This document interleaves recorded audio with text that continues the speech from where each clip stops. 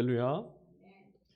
참되신 주님의 은총과 평화가 오늘도 하나님 앞에 예배함을 올려드리려고 자신의 삶의 걸음을 멈추고 하나님께로 나온 당신의 백성들에게 늘 함께 계시기를 주의 이름으로 간절히 축원드립니다. 우리는 성령의 감동으로 기록된 하나님의 말씀인 성경이 구원에 이르는 도리와 신앙생활의 충분한 표준이 됨을 믿습니다. 아멘. 이 말씀은 1997년에 제정된 감리회 신앙고백 4조에 있는 말씀입니다. 이 고백 안에 들어있는 말을 가만히 들어보면 우리가 감동을 받든 아니면 무덤덤하게 성경을 읽더라도 성경이란 책은 그냥 그렇게 읽고 지나치는 책이 아니라는 내용이 담겨 있어요. 그럼 무엇하는 책이냐? 성경은 그리스도교 신앙 안에 참여하는 그런 삶을 요구하는 그런 말씀을 듣는 책이라는 거예요. 참 좋은 내용이다 이렇게 그치는 것이 아니라 그런 삶으로 너도 함께 와서 살아라. 이 말씀을 드러내는 것이 바로 성경을 읽는 것입니다. 여러분, 우리가 성경을 읽으면 우리는 하나님 앞에서 내 자신이 하나님께 용납되어졌다라고 하는 그 넘치는 은혜를 깨닫고 또 경험하게 됩니다. 하지만 여러분, 여기에서 멈추면 안 됩니다. 성경을 읽으면 구원에 이르는 도리가 담겨 있을 뿐만 아니라 그러므로 더욱 자신의 모습을 비추어 보고 구원받은 신앙의 삶을 살아갈 수 있도록 날마다 그런 삶을 살아야겠기에 또한 날마다 그렇게 성경을 읽어야만 합니다.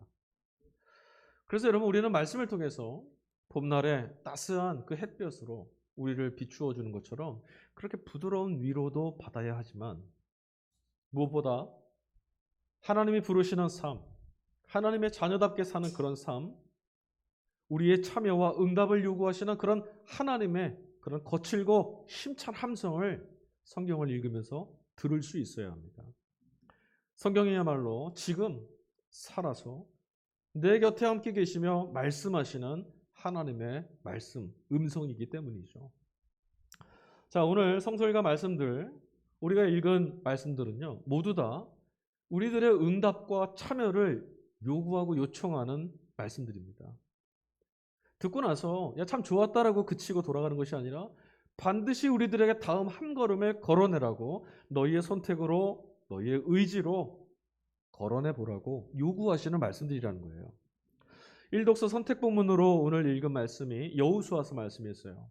이 말씀의 배경은요, 약속의 땅 가나안에 도착한 이후에 하나님이 그들에게 약속해 주셨던 거주할 땅을 지파별로 다 분배했습니다. 그 분배가 다 맞춰진 이후에 들려진 상황이 바로 오늘 말씀이에요. 지도자 여호수아는 이제 지도자로서 자신에게 주어졌던 모든 사명을 다 마쳤습니다. 여호수아의 사명은 뭐죠? 약속의 땅 가나안까지 이스라엘 백성들을 모세의 뒤를 이어서 이끌어오는 것. 그리고 여기 도착했으니 땅을 다 분배했으니 자기에게 주어진 사명은 다 맞춰진 거예요. 그 모든 일을 마치고 나서 여호수아가 이스라엘 백성 모두를 불러들였습니다. 세겜이라는 곳으로. 지도자로서 꼭 전해야 될 마지막 메시지가 있었던 거예요. 그래서 다 불러 모았어요. 세겜에. 여러분, 세겜이 어떤 땅인지 혹시 기억하십니까? 세겜은 이스라엘 백성들에게 있어서는 굉장히 특별한 장소입니다. 왜냐하면 그들의 조상인 아브라함이 하나님과 만나서 하나님이 주신 언약을 받았던 곳이 세겜이었거든요. 자신의 삶의 자리를 떠나서 하나님의 손을 붙들고 하나님이 이끄시는 미지의 세계를 향해 걸음을 옮기던 아브라함에게 하나님이 뭐라고 약속해 주셨냐면 네가 나와 함께 이 믿음의 걸음을 함께 옮기면 나와 살기로 동행하기로 약속했으니까 내가 이 땅 가나안을 너희 후손들에게 주겠다. 그 약속을 하신 곳이 바로 세겜이었어요. 그러니까 여러분, 여호수아로서는 이 마지막 설교, 마지막 메시지를 전하기에 이보다 좋은 장소가 없는 거예요. 왜냐하면 이 땅, 세겜이라고 하는 이 땅 자체가 하나님은 당신이 하신 말씀, 당신이 전해진 약속을 반드시 이루시는 분이라는 것을 이보다 더 잘 보여줄 수 있는 증거가 없었거든요. 이곳에 서 있는 모두 다 하나님이 결국 약속을 지켜내셨다. 이렇게 다 고백했거든요. 그때 여호수아가 외쳤습니다. 너희는 섬길 자를 택하라. 여러분, 이 말씀은요, 마치 매주 열심히 교회에 출석하고 신앙생활을 하고 있는 그런 분들에게, 그러니까 여러분들에게 하나님 믿으세요, 예수를 믿으십시오, 이런 말 하는 것과 같은 거예요. 굉장히 뜬금없죠? 지금 여호수아 앞에 이 세겜 땅에 모여들은 그 사람들이 누굽니까? 하나님을 구원자로 따르며 40년 동안 광야를 행진해온 그 후손들이에요. 아브라함의 약속을 이어서 여기까지 온 후손들이었으며 하나님이 구원해내신 하나님 백성들입니다. 그런데 너희가 믿을 자를 택해라. 여러분, 이 외침은 대단히 뜬금없지만 지금 여호수아로서는 지금이야말로 더 큰 소리를 치면서 이 물음을 던져야 될 때였다는 거예요. 왜 그렇습니까? 지금 이 백성들이 가나안 땅에 들어와서 땅을 다 분배받았습니다. 이 땅이 어떤 곳입니까? 그들이 지금 어디에 서 있습니까? 아브라함과 하나님 사이에 체결된 언약의 결과물 위에 서 있는 거예요. 그리고 이 언약은 가나안 땅에 도착함으로 성취됐습니다. 완료된 겁니다. 이 계약이 이제 다 성취됐어요. 이 땅에서 이제 살아내야 될 사람은 아브라함이 아니라 자신들입니다. 그러니까 앞으로 우리가 살아가야 될, 이 땅에서 살아야 될 내일을 위해서는 아브라함의 그리하셨던 것처럼 하나님께서 우리들의 걸음을 지켜내 주시고 인도해 주시고 구원해 주시고 함께 해 주신다라고 하는 그 약속이 필요했던 거예요. 이제 그들은 아브라함이 아니라 스스로 하나님의 언약 앞에 서 있습니다. 하나님 앞에 하나님이 세우실 언약의 당사자로 지금 서 있는 거예요. 아브라함이 대신해 주는 거 아닙니다. 내가 하나님과의 언약의 사이에 지금 서야 합니다. 일독서 우리가 말씀으로 읽진 않았지만 계속 본문으로 주어진 말씀은 열왕기상 8장 말씀입니다. 솔로몬 이야기예요. 몇 주째 계속 솔로몬 이야기거든요. 성전을 봉헌한 다음에 솔로몬이요, 다윗성에 있었던 언약궤를 성전으로 옮겨옵니다. 그리고 그곳에서 하나님께 솔로몬이 기도를 올려요. 제사장적 기도입니다. 그 기도의 내용과 구조가 참 재미있는데 열왕기상 8장 26절까지 무슨 내용이냐면, 하나님, 내 아버지 다윗이 하나님과 맺었던 언약을 기억하십시오. 그리고 그 언약을 지켜주시고 지금까지 지켜주신 줄로 믿습니다. 이 내용이에요. 그런데 27절부터는 다윗의 기도를 들어주셨던 것처럼 이제 나와 나의 백성들이 이 성전을 바라보면서, 당신의 언약궤가 있는 이 성전을 바라보면서 기도할 때 그 기도를 들어주십시오. 그 간구가 들어있어요. 무슨 말입니까?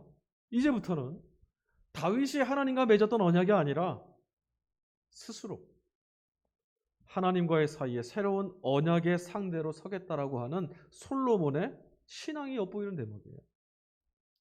내가 하나님 앞에 서겠습니다라는 얘기죠. 하나님이 주시는 약속을 내가 받겠습니다, 이 말입니다. 뿐만 아닙니다. 여러분, 솔로몬이 드리는 이 기도를 통해서 우리는 기도가 무엇인지를 엿볼 수 있습니다. 우리는 하나님과의 언약의 사이에 방관자가 되기 쉬워요. 저 사람이 맺은 언약, 내 어머니가, 내 아버지가 맺은 언약, 그럼 나는 하나님과 사이에 한 걸음 나가려고 하지 않습니다. 그런데 그런 우리를 하나님 앞에 설 수 있도록, 하나님과의 관계로 나갈 수 있도록 이어주는 곳이 바로 기도입니다. 기도의 자리엔 누가 무릎을 꿇습니까? 내가 무릎을 꿇는 겁니다. 기도의 자리에서는 내가 하나님께 말씀을 드리고, 기도의 자리에서 내가 하나님의 말씀을 듣는 겁니다. 그 기도는 하나님과 나와의 사이에 언약의 자리에 서는 겁니다. 내가 하나님 앞에 섭니다. 여호수아서나 열왕기서에서 우리가 읽어내야 될 것이 있습니다. 그것이 무엇입니까? 언약의 말씀, 하나님의 약속은 언제나 하나님과 나 사이의 관계로 갱신되어야 된다는 거예요. 성경에 나왔던 수많은 사람들, 아브라함, 모세, 다니엘, 수많은 인물들, 그들이 하나님과의 사이에 체결된 그 관계가 아니라 그 말씀을 듣고, 하나님, 나도 그들에게 그런 관계가 되어주셨던 하나님 앞에 서고 싶습니다. 나도 하나님의 은혜 앞에 서고 싶습니다. 내가 하나님의 백성이 되겠습니다. 이 관계를 체결해야 된다는 거죠. 이게 신앙이에요. 그렇습니다, 여러분. 신앙이라는 것은 언제나 어제의 이야기가 아니라 바로 오늘의 이야기여야 됩니다. 하나님의 은혜를 내가 맛보고 하나님의 구원을 내가 경험하는 나의 이야기로 쓰여져야만 합니다. 그게 신앙이에요. 그래서 여러분, 나는 그런 적이 없는데, 그래서 우리가 지금 신앙의 자리에 서는 겁니다. 그리스도를 붙들고 말씀을 신뢰하며 이 신앙의 길 가운데 이탈하지 않으면 하나님이 나와 맺으신 언약을 내가 하나님의 언약 가운데 있다라고 하는 나의 신앙의 이야기가 써내려가 될 줄로 믿습니다. 자, 그런데 문제가 있습니다. 하나님과 나 사이에 언약을 세우는 이 일, 내가 하나님 앞에 그 언약의 상대가 되는 이 일에 우리는 너무 쉽게 실패하고 넘어지고 만다라는 거죠. 나 자신의 하나님과의 이야기를 써내려가지 못한 채, 여러분, 우리는 자꾸만 어제의 하나님 이야기를 하고요. 누군가 타인의 하나님 이야기에 만족하려고 합니다. 그도 아니면 마치 그의 이야기가, 다른 누군가의 이야기가 내 얘기인 것처럼, 나의 이야기인 것처럼 착각할 때도 있어요. 그나마 괜찮죠? 그도 아니면요, 나와는 관계없는 이야기, 체념하는 경우도 있습니다. 왜 우리는 하나님 앞에 서지 못하고 하나님과의 그 언약의 관계 앞에 하나님이 초대하시는데 응답하지 못하고 살까? 왜 말씀이 오늘 우리에게 주어지고 복음은 우리를 찾아왔으며 하나님께서 여전히 우리를 위해서 부르심을 멈추지 않고 계시는데 왜 우리는 하나님과 지금 나의 이야기로, 나의 하나님으로, 나의 하나님과의 언약의 관계 앞에 서지 못하는 걸까? 단적으로 말씀드릴게요, 여러분. 우리가 발 딛고 살고 있는 이 땅, 우리가 지금 숨쉬고 살아가는 이 땅이 그냥 아무렇지도 않게 그냥 움직이는, 그냥 살게 되는 그런 세상이 아니라는 데 이유가 있어요. 무슨 말씀이냐면 우리 눈에 보이는 건 너머, 그 배후에, 그 음습한 너머에서 세상을 향한 영향력을 행사하면서 세상 모두를 한 손에 움켜쥐려고 지배하려는 힘이 있다는 거예요. 세상은 본래 그렇다. 원래 이 세상은 이런 거야. 우리 이렇게 말하면서 쉽게 지나쳐왔지만 자세히 우리가 살아가는 세상과 삶을 한번 들여다보십시오. 우리 모두는 어찌할 수 없는 무언가에 의해서, 거부할 수 없는 무언가 그 거대한 힘 때문에 눌려서, 사로잡혀서 살고 있습니다. 벗어나고 싶은데 벗어나지 못하고 있어요. 몸부림치고 있는데 몸부림에서 헤어나지 못합니다. 무언가 우리를 짓누르고 있습니다. 여러분, 아무리 노력하고 정직하게 살아도 자꾸만 허무와 절망이 사람들을 뒤덮죠. 사회의 제도와 시스템은 어떻습니까? 사회제도 시스템 모두가 아무리 아름다운 모습을 갖고 있어도요, 결국은 사람들을 모두 줄 세우는 방식으로 작동합니다. 줄을 세운단 말은 앞에 서 있는 몇 명을 빼고 나머지는 다 필요 없다는 말이에요. 탈락한 겁니다. 그 와중에 여러분, 내몰리고 소외된 사람들, 자꾸만 박탈감과 열등감, 절망, 이런 것에 눌리며 살 수밖에 없어요. 이런 말도 있다고 그러잖아요. 이번 생은 틀렸어. 이게 청년들이 하는 말이에요. 밑빠진 독에 물을 붓듯이 여러분, 복지에 힘을 쓰고 시스템을 바꾸고 사회를 개혁하고 제도를 만들어보고 더 나은 세상을 만들어보겠다라고 분투하고 있습니다. 하지만 여러분, 살만한 세상이 되고 부유해졌고 지식과 기술이 발달하고 선진국이 됐다, OECD 국가에 들어왔다, 그런 세상이지만 여전히 고통과 눈물은 깊어져 가고 있습니다. 거리를 지나면서 여러분, 슬그머니 사람들 얼굴을 이렇게 올려다보면 하나님의 형상은 간곳 없이 깨어지고 무엇가 그렇게 무거운지, 성경이 말해주고 있는 거룩한 하나님의 자녀들이 어떻습니까? 지금 그런 하나님의 자녀들이 살고 있는 것처럼 보이십니까? 성경은 사람은 하나님의 형상을 담은 하나님의 거룩한 백성들이라고 그렇게 이야기해주고 있는데, 세상살이를 보면 사람들의 모습이 불쌍하고 안쓰럽고 짐승처럼, 또는 때로는 노예처럼 억압당하고 그런 삶에서 벗어나지 못하도록 뭔가 울타리 쳐서 가두고 있는 것 같은 그런 모습으로 보이지 않으십니까? 사도 바울은 말합니다. 우리의 싸움은 인간을 적대자로 상대하는 것이 아니라 통치자들과 권세자들과 이 어두운 세계의 지배자들과 하늘에 있는 악한 영들을 상대로 하는 것입니다.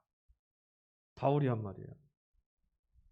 바울에 따르면 하나님이 주신 이 고귀하고 존귀한 생명, 하나님이 우리에게 주셨던 이 생명이 위협을 받고 있고 온전한 대로 살지 못하는, 하나님이 주신 대로 받은 바 생명을 온전하고 평화롭게 살지 못하게 만드는 모든 힘들은 악마적인 겁니다.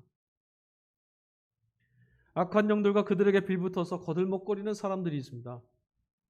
하나님의 언약의 상대로 사람들이 서지 못하도록 그들의 자유를 빼앗고 그들의 꿈을 빼앗고 하나님을 올려다보며 하늘을 올려다보며 하나님 앞에 서지 못하도록 가로막는 이들이 있어요.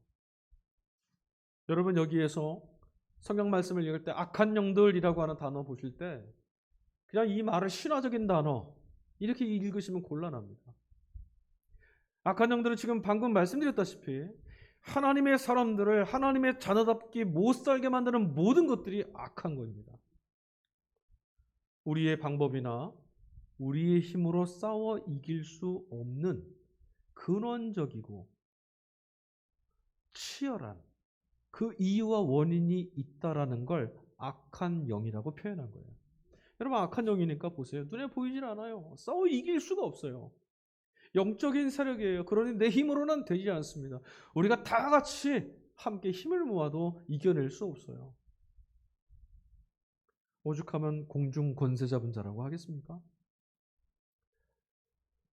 바울은 이런 어둠의 힘 앞에 굴복하거나 유혹에 넘어가지 않고 하나님 자녀답게 살기 위해서 우리는 반드시 하나님이 주시는 전신갑주 이것을 입어야 한다라고 가르쳐주고 있습니다.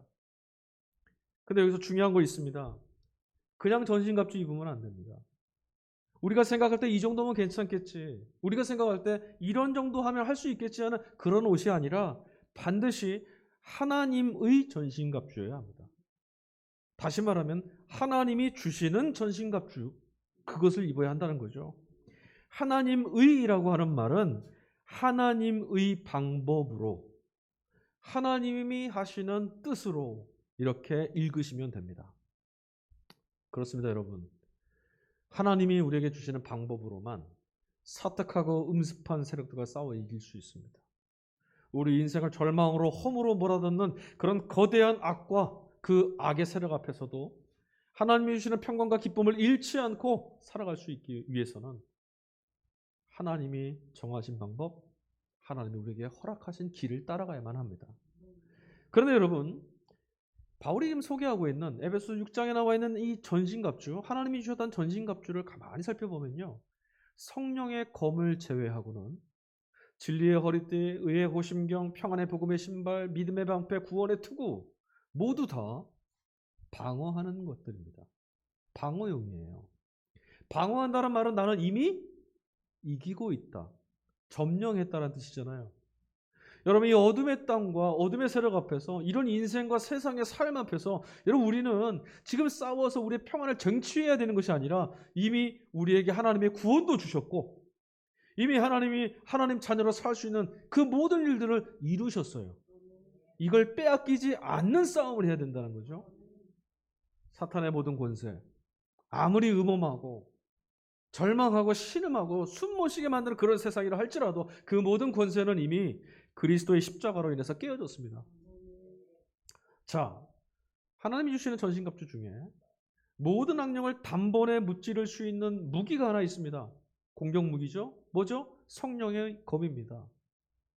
히브리서 기자에 따르면 성령의 검인 하나님의 말씀인데, 이 하나님의 말씀은 어떤 칼보다도 날카롭고 예리해서 마음을 꿰뚫고 영혼과 정신을 갈라내고 관절과 골수를 찔러 쪼개기까지 한다라고 말합니다. 히브리서 4장 12절 말씀이죠. 그런데 여러분, 이 히브리서 기자가 하나님의 말씀, 성령의 검이 그렇게 할 것이다 라고 말하지 않았어요. 그럴 수도 있다라고 말하지 않았습니다. 하나님의 검은 반드시 이렇게 합니다. 그런데 여러분, 그렇다면 이 칼이 도대체 무엇을 베고 무엇을 잘라내고 무엇을 찌르기 위해서 존재하는 걸까요? 여러분, 우리는 그동안 이 성령의 검을 통해서 마귀와 사탄과 싸워야 된다 이렇게 생각했었습니다. 그런데 한번 가만히 돌아보십시오. 악한 영들이 이 세계를 지배하고 사람들의 마음을 움켜잡아서 수많은 악행이 저질러지고 있습니다. 바다 건너 아프가니스탄에는 많은 이들이 죽음의 공포와에, 미얀마에서 민주화에 갈망하는 그 세력들을 짓누르는 생명을 빼앗아가는 일들도 벌어지고 있습니다. 그런데 가만히 보십시오. 그 일들을 저지르는 것은 누굽니까? 뿔 달린 마귀가, 악마가 그곳에 뛰어다니고 있습니까? 아니요. 악행을 저지르는 건 사람입니다. 하나님이 아닌 제 힘으로, 하나님이 아닌 자기의 방식으로 저마다 우리가 할 수 있는 것들을 통해서 뭔가를 바꿔내겠다, 이겨낼 것이다, 싸워보겠다, 이런 유혹에 넘어간 결과예요. 여러분, 이 말씀의 칼은 늘 우리 자신을 조준하고 있습니다. 꼭꼭 감추고 내면화시켜 있는 우리 안에 어두운 마음들, 삐뚤어진 생각들, 왜곡되고 사특하고 불순한 의도와 탐심, 이 모든 걸 들춰내고 잘라냅니다. 겉으로 여러분 아무리 그럴듯해 보여도요, 이 예리한 검은, 하나님의 말씀의 검은, 이 성령의 검은 하나님을 불신하는 내면의 마음들을 찌르고 잘라냅니다. 말씀의 검은 우리들이 품고 있는 마음의 생각, 우리의 의도, 우리의 속셈을 낱낱이 드러내기 위한 그런 무기였던 거예요. 그런데 여러분, 우리는 이 검을 들고 허공을 휘두릅니다. 보이지 않는 악령을 싸워 이기겠다라고 이 검을 휘둘러 제꼈습니다. 그뿐입니까? 이 검을 들고 무엇했습니까? 타자의 마음을 찌르고 타인을 상처 주는 일에, 세상을 정죄하고 이런 일에 사용해 왔었죠. 악한 영과 준동하는 어두운 세력들, 그들과의 싸움이 바로 영적 전쟁입니다. 그게 바로 영적인 투쟁이에요. 이 어두운 시대 가운데 하나님 백성으로 살기 위해서 저항하고 사는 것, 이게 투쟁인 거죠. 이 투쟁에서 이기기 위해서는 말씀의 검으로 우리에게 수시로 들려오는 악령의 거짓된 유혹이나 나 자신의 그릇된 마음들, 하나님을 따르는 길이 아니라 주님을 길로 삼아 사는 삶이 아니라 세상의 탐욕과 이익을 쫓으며 살라고 하는 그 유혹들, 그런 마음들을, 또 생각들을 우리 안에서 분리해낼 때, 이때 가능한 거예요. 여러분, 우리는 모두 전신갑주를 받았습니다. 누구에게 받았습니까? 하나님께로부터 받았습니다. 다 하나님이 주시는 거였어요. 믿음, 구원, 다 하나님이 주시는 거예요. 은혜도 마찬가지죠. 성령의 검까지도 우리에게 주어졌습니다. 우리 손에다가 하나님께서 하나님의 성령의 검 맡겨주셨어요. 그런데 여러분, 그것만으로 부족합니다. 우리 다 믿음을 가질 때 전신갑주를 갖고 있었습니다. 그런데 우리가 어떻게 했죠? 삶에서 픽픽 쓰러졌습니다. 왜 그럴까요? 이것만 갖고는 안 되기 때문에 그래요. 뭐가 있어야 되죠? 전신갑주를 취하고 있고 성령의 칼을 갖고 있어도요, 이것을 들고 움직이고 휘두를 수 있는 힘이 없으면 아무짝에도 소용없습니다. 도리어 여러분, 감당하지 못한 채 제풀에 넘어질 수밖에 없어요. 그것 때문에 바울은 이 전신갑주, 하나님의 전신갑주를 입어라라고 말을 시작하기 바로 전에 10절 말씀에 이런 말을 합니다. 주 안에서 강한 힘을 받고 굳세게 서라. 그런 다음에 전신갑주를 입어라. 뭐부터 해야 돼요? 주 안에서 강한 힘을 받고 굳세게 서는 것이 먼저입니다. 그럼 여러분, 어떻게 해야 이 힘을 받을 수 있어요? 어떻게 해야 받을 수 있습니까? 어둠에 맞서 전신갑주를 사용할 수 있는, 정말 하나님이 주신 대로 잘 사용해서 악한 영들과 이 어두운 세계를 깨트리고 하나님의 역사가, 하나님의 은혜가 흘러갈 수 있는 세상으로 바꿀 수 있으려면 그런 힘을 얻는 길, 어떻게 해야 될까? 사도 바울은 우리에게 이렇게 말합니다. 에베소 6장 18절. 온갖 기도와 간구로 언제나 성령 안에서 기도하십시오. 이것을 위하여 늘 깨어서 끝까지 참으면서 모든 성도들을 위해서 간구하십시오. 전신갑주에 대한 설명이 바로 끝나자마자 주어진 말이에요. 성령 안에서 기도하는 것. 여러분 이 말씀 들으면 또 그러실 거예요. 아유, 결국 또 기도하라는 거야. 그런데 여러분 중요한 말이 있죠. 어디서요? 성령 안에서. 기도면 기도지. 성령 안에서 하는 기도는 또 뭐야? 도대체 뭐 어떻게 기도하라는 거야? 방언으로 기도하라는 말일까요? 아닙니다. 그렇지 않습니다. 그러면 성령 안에서 기도한다는 건 도대체 뭘까요? 여러분 실은 지난 5주간 우리가 복음서 말씀으로 요한복음 6장을 읽었죠. 요한복음 6장의 말씀을 계속해서 5주간 읽어온 그 목적이 뭐냐면 바로 이 뭐뭐 안에서라고 하는 이 말씀의 의미를 깨닫기 위해서예요. 성령 안에서라고 말하는 바울의 말이나 우리가 익히 계속 들어왔던 자신의 살과 피를 먹고 마심으로 당신이 우리 안에 우리가 당신 안에 거하게 된다고 하셨던 주님의 말씀은 동일한 겁니다. 지난 설교에서 제가 이렇게 말씀드렸어요. 주님의 살과 피를 먹는다는 것은 결국 주님의 말씀을 따르고 주님께 의존되어서 주님과 한 몸인 것처럼 살아가는 것이다. 이렇게 말씀드렸죠. 성령 안에서 기도한다는 것은요. 빌 바를 알지 못하는 우리가 예수 그리스도를 통해서 성령의 뜻을 또 성령이 비추시는 방향을 쫓아서 마치 한 몸인 것처럼 세상의 소리의 유혹에 쉽게 빠진 우리가 성령이 조명해 주시는 것을 따라서 성령이 걸어가시는 것처럼 그 길을 따라 그의 뜻을 쫓아서 하나님이 원하시는 것, 그리스도께서 비추어주시는 길을 따라 기도하는 것. 이게 바로 성령 안에서 기도하는 거예요. 하나님과의 온전한 일치, 거룩한 하나됨. 이게 성령 안에서죠. 그러니까 내가 생각하는 것, 내가 바라는 것, 내가 지향하는 것이 하나님께서 우리에게 가르치시는 것과 다르다면 우리가 입으로 아무리 청산유수 같은 말을 하더라도 그건 성령 안에서 하는 기도가 아닙니다. 우리가 수많은 방언을 하고 예언하는 능이 있어도 하나님이 우리에게 원하시는 바, 그 뜻을 쫓아 사랑과 인애와 자비를 베풀고 공의와 정의를 이행하며 하나님의 뜻을 따라 살지 않는다라면 그건 성령 안에 있는 것이 아닌 거예요. 요한복음 6장에 발단이 되는 사건이 뭐였습니까, 여러분? 오병이어 사건이었어요. 첫 주에 시작했던 것이 바로 오병이어 사건부터 시작됐죠.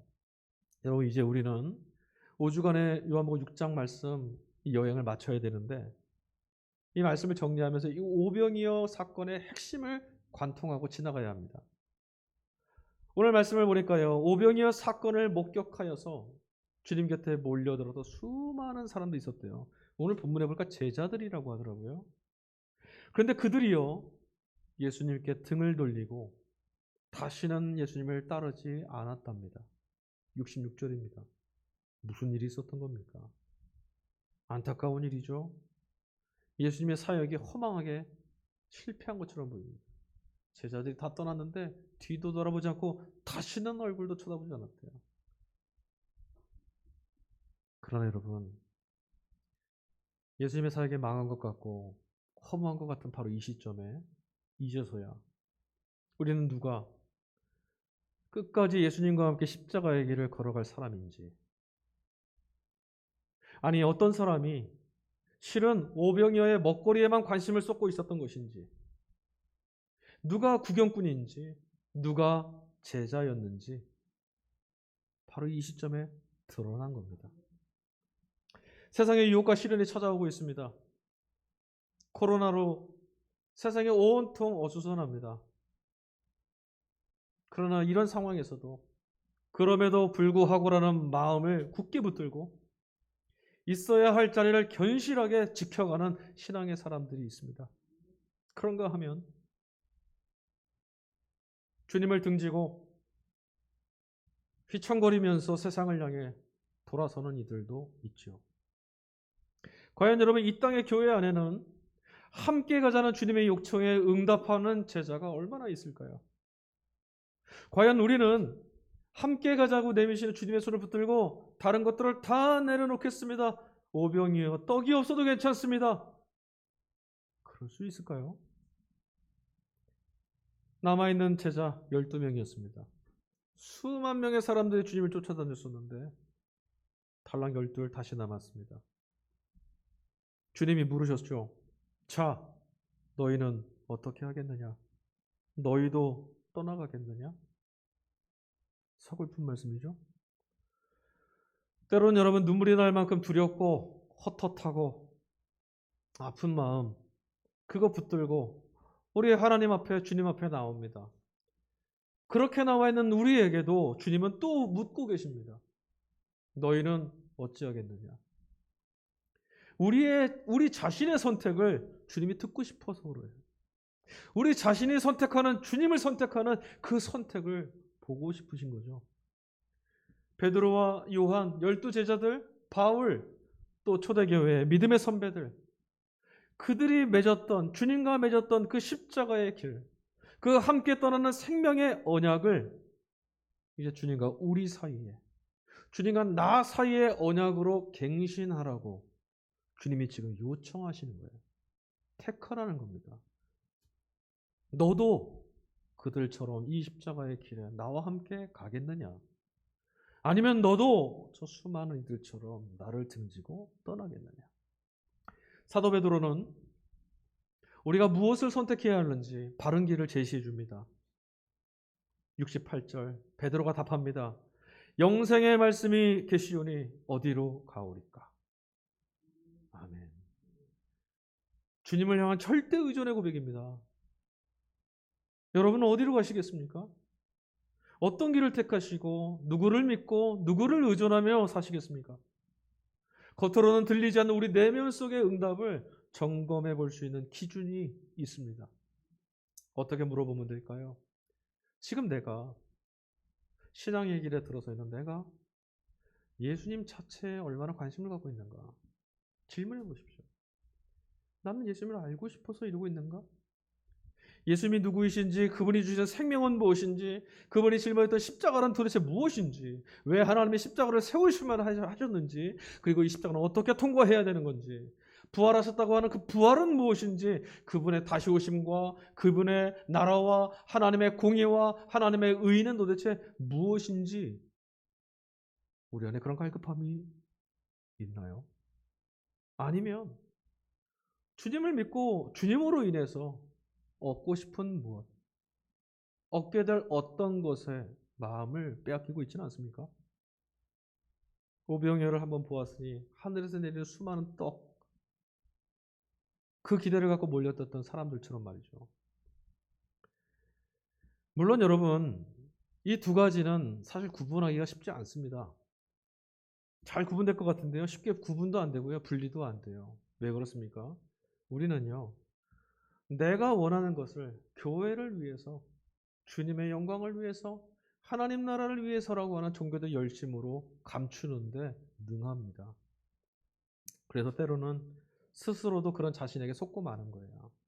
내가 하나님을 위해서 이루고 있어. 정말 그렇습니까?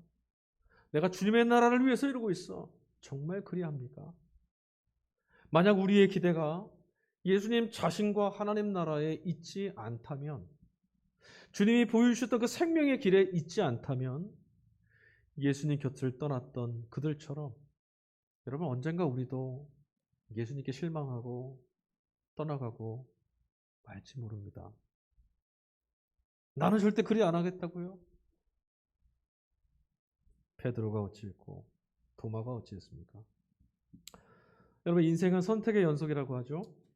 무엇을 선택하는가는 자유입니다.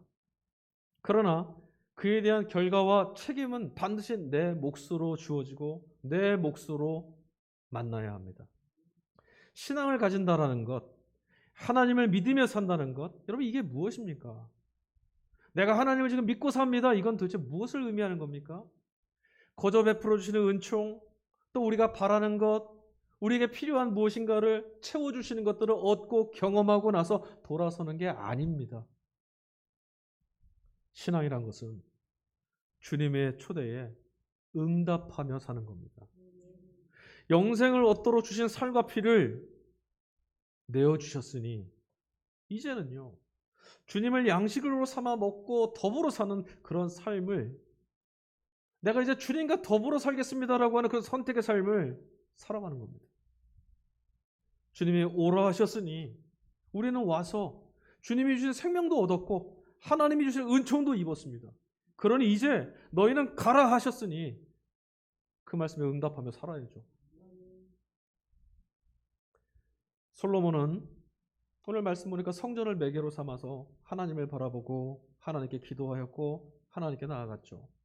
그러나 여러분, 우리에게는 주님이 계시지 않습니까? 주님께는요, 언약궤보다 더 생생하고 더 살아 역사하시는, 지금 여기 내 삶에 살아 역사하시는 영생하는 말씀이 충만하게 담겨 있습니다. 예수님 안에요.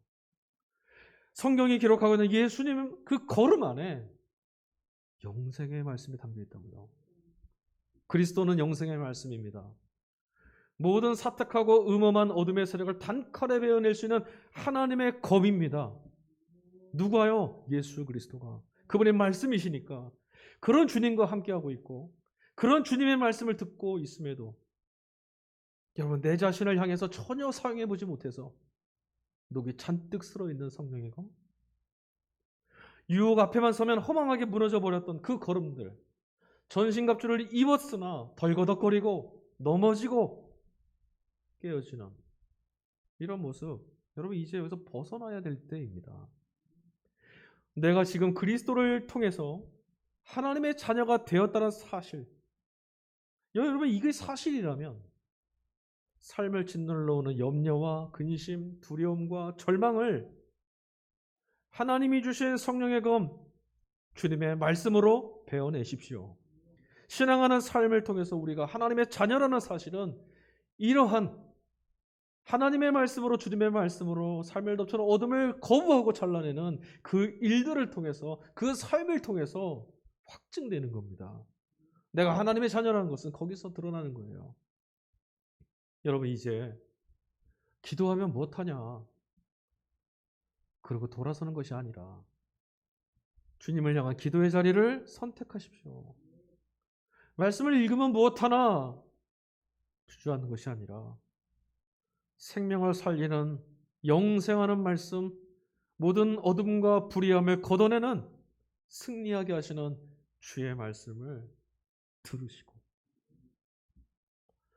주님을 믿으면 무엇하냐, 그래서 체념하고 등지는 것이 아니라 주님의 약속의 말씀을 믿고 응답하며 사십시오. 썩어 없어질 떡, 그것을 찾아서 주님을 등지고 떠났던 이들 다 쓰러졌습니다. 그러나 주님께 응답하며 주의 말씀을 붙들고 살아갔던 이들, 주님은 반드시 다시 살려내마 약속하셨습니다. 우리는 마지막 그날 부활의 생명을 주실 주님을 믿습니다. 아멘. 우리 이 시간 찬양 같이 하겠습니다. 우리에게 필요한 것은 다 있습니다. 우리에게 필요한 모든 것들을 주님이 다 주셨죠. 중요한 것은 무엇이냐면 우리가 어디를 바라보고 있느냐입니다. 우리 시선이 주님께 있는지, 영생하는 생명에 있는지, 아니면 우리 시선이 우리 이렇게 고통스럽게 만들고 신음하게 만들고 절망하게 만들고 노예처럼 살게 만드는 세상에 여전히 시선을 두고 있는지, 여러분 우리를 말씀으로 부르시는 주님께 응답해야 될 시간입니다. 우리의 고개를 높이 들고 하늘을 올려다보는 겁니다. 우리의 시선을 삶으로 불러내시는 하나님께로 돌리는 겁니다. 우리 이 시간 찬양합시다. 내게로부터 눈을 들어 함께 찬양하겠습니다. 내게로부터 눈을 들어